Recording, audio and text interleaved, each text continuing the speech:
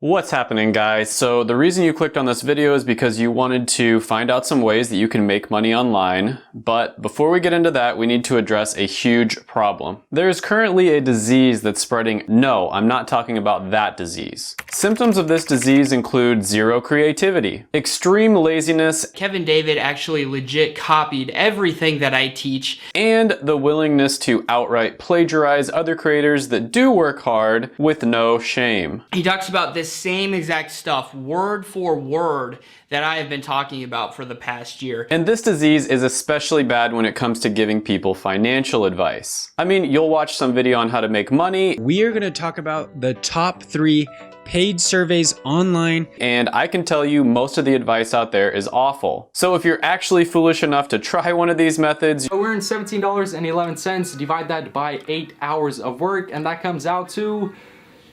$2.13 per hour. You're probably going to be very disappointed. But don't worry, because I got you covered, fam. Over the years, I've tried a lot of the make money online stuff out there, and there are a few methods that do actually work. I started trying all sorts of different side hustles and small business ideas as a teenager, and there were a few methods that actually worked, even for somebody who didn't have any experience and was broke. It's so easy, a caveman could do it. The best method that I found made me nearly $100 an hour. And everything that I mentioned on this list is going to be either something that I've tried myself or close friends of mine have done. So it's not going to be some copy of something that you've already seen 100 times. So first on this list is going to be how to sell pictures of your feet. Just kidding. I don't think anybody would want to buy something like that from me.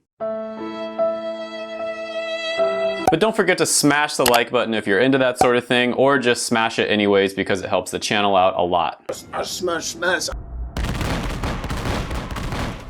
Thank you. But yeah, I'm amazed that this video has over 2 million views in just a few months. That blows my mind. But anyways, the real number 5 on the list is going to be online tutoring. Now, I actually started doing this one while I was in college, and by the time I stopped doing it, I was making over $100 an hour. So the story goes, I was in college, going through undergraduate, trying to get into pharmacy school, and there's this test that you have to take in order to get into pharmacy school. It's an entrance exam called the PCAT. So I really wanted to do well on this test, and I scoured the internet forums. I basically bought like every book there is to try to do really well on it. And there were a ton of different resources out there. Some of them were pretty good, some of them were really bad, and then there were a few that were really good. I also asked a bunch of people that did really well on the test, and some people were just naturally really smart and they were going to do well on the test anyway, so it didn't really matter what they studied. And then others were really good at researching what the best options were. And so it took me hundreds and hundreds of hours of studying and exploring and trying different things out for me to find what the absolute best option was, and this one was so much better than anything else out on the market. It wasn't even funny. And for the 0.01% of my audience that's actually studying pharmacy, it's Dr. Collins PCAT Prep. Seriously, this guy, Dr. Collins, must have an inside guy that writes the questions or something, because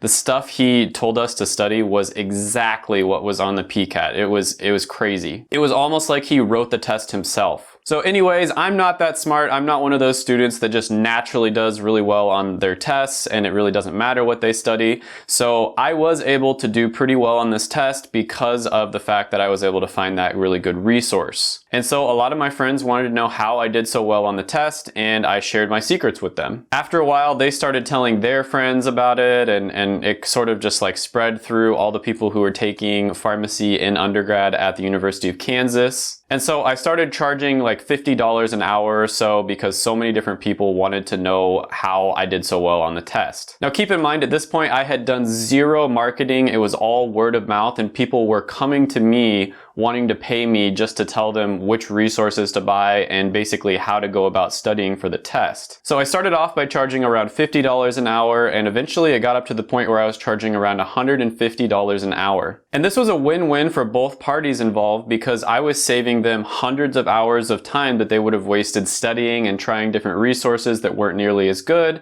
and I was probably saving them thousands of dollars. A lot of companies would offer options where you would fly to a study facility for like a week, pay them several $1,000s, and they would supposedly tell you everything that's going to be on the test. But this option that I offered was much easier. You didn't have to fly anywhere, you didn't have to pay thousands of dollars, and it was getting people much better results. And on top of that, I was reinforcing my prior knowledge, which ended up helping me a lot in the future. So I was basically getting paid to get better at what I was doing already in the first place. So obviously this is going to be different from person to person. Most people watching this probably didn't go to pharmacy school, and so they can't tutor people on the PCAT, but a lot of people watching this, maybe you took a big test in high school like the ACT or the SAT and you did really well on that. Or maybe you're just really good at some random subject that a lot of people aren't that good at, like math for instance. The general rule here is the more specific the better. So a specific thing that you're good at, like a specific test or maybe a specific type of math that you can help people study for, that's probably going to be more profitable for you. For instance, I know medical doctors that charge thousands and thousands of dollars to tutor students on how to get into medical school. The big thing here is to just be creative and think outside the box and think about what you've already spent your time doing and how you could save people a lot of time if they were to just pay you some money in order for you to tell them what the best resources are or how to study for a test. Now, there's a ton of different ways that you can advertise your tutoring services. Really good would be, Facebook Marketplace, Craigslist, online forums are really good as well. You can also join different groups. Like for instance, I joined the Undergrad Pharmacy Society at my school, the University of Kansas. A lot of the time there'll be Facebook groups that are completely dedicated to that subject as well. So you just want to join those groups and just start offering really valuable insights, and people will probably just start naturally reaching out to you. If you want to be a little more aggressive, maybe at the end of a post where you just offer some, valuable insights, you could say, I am offering one-on-one tutoring if you want to reach out to me. You don't want to be too braggy or selly or anything like that, or you might end up getting kicked out of the group. Now, the one downside to this one is it does take up a lot of your time when you're meeting up with people one-on-one, but later on in the video, I'm going to show you how you can basically turn any of these methods a little bit more passive, so you're not exchanging your time for money, you're more exchanging your resources or your knowledge for money, and that way you don't actually have to be there as much to help them. Number 4 on the list is going to be flipping items or online arbitrage. Now, I think a lot of people know about this one a little bit at least. You basically buy an item at a lower price and then you sell it at a higher price. And this can be an amazing side hustle if you have the cash to buy and sell stuff. So one really good tip here is always make sure that they come to you so you don't spend too much time on money or gas. So you always want to make sure that they come to a place near you, so maybe meet at a gas station that's just around the block from you. And this is whether you're buying or selling. It doesn't really matter. Either way, you want them to come to you. The only time that you'd go somewhere is if it's like maybe a really big couch or something that you have to haul, or it's just an incredible deal that you can't pass up. So you want to have an estimated price that you're willing to pay for the item, and then when you get there, you want to negotiate a little bit and try to get the price down. So some items that I've personally had a lot of success with are going to be phones, game consoles, laptops, different like accessories like iPods, for instance. Perfume and cologne is a really good one as well. And then video games as well. You can also do this on eBay as well. An item that I saw selling really well on eBay, for instance, was different buttons on a keyboard. So people would just go out and buy a bunch of different keyboards, and then they'd sell the individual buttons on eBay for like $3 each. The trick here is to just be creative and try to think of different things that people are searching for and wanting to buy online. And you want to avoid items that are in a really competitive niche, like something that a big company would be selling, for instance. You want to totally avoid those sorts of items because there's just no way you can compete with a big company. People do this with cars all the time as well. They'll buy like a broken down car and then they'll sell each individual part on eBay or online for much more than what the whole car is worth. And if you're not self-quarantining and you're willing to leave the house, you can also go out to garage sales or go thrifting. Anyways, you can find amazing items at garage sales for pennies on the dollar. Antiques and collectibles can be really great for making money. Furniture can be really great too if you have the room to store it, because a lot of the times when students move out, they'll just leave their furniture on their lawn. There are a ton of options here, and ever since I got my first vehicle when I was about 16 years old, I started doing this, and I've been making really good money doing it basically ever since then. And it's kind of hard to say how much you make per hour because it's kind of here and there, but I'd say you probably make well over $50 an hour if you just do it with just the items that are really good sellers. And a really good place to check what items are going for is eBay. You can go to eBay and then look at the completed listings tab, and then you'll get a really good idea of what items are actually buying and selling for on the open market. And then a slightly different approach is if you live in a college town. This is a huge opportunity because, like I said, when students move out at the end of the semester, a lot of them will end up leaving tons of stuff just out on their lawn or right next to a dumpster. And I know it sounds gross, like dumpster diving, but I once found a fully functional flat screen TV right outside of a frat house. When some guy moved out, he just decided to throw his TV away and it worked perfectly fine. Some guy who probably looked like this, and I looked up the price online and it was nearly $800 brand new.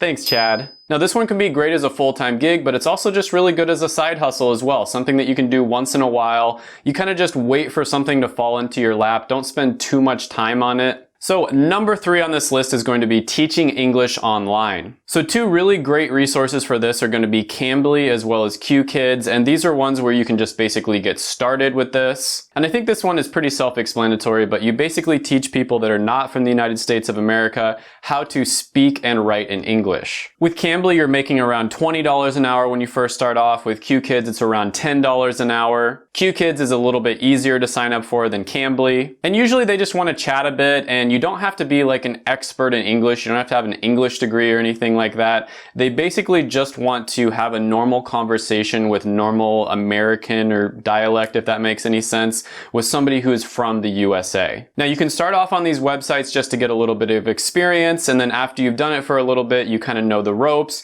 you can go out on your own and charge a lot more. And I had a roommate who basically lost his job and he ended up working a side job on Cambly just to be able to pay the rent and get by. And he actually ended up loving it. He ended up moving to Asia later on and becoming a full-time English tutor. And he would basically just teach rich people's children the nuances of English and help them become more fluent in it so they'd have a better chance of getting into top American schools. And last I heard, he was making over 6 figures doing this, so it's definitely a viable option, and he didn't have any formal training as a tutor or any language degree or anything like that. It was all self-taught. Number 2 on the list is going to be online freelancing. So this is another really great one.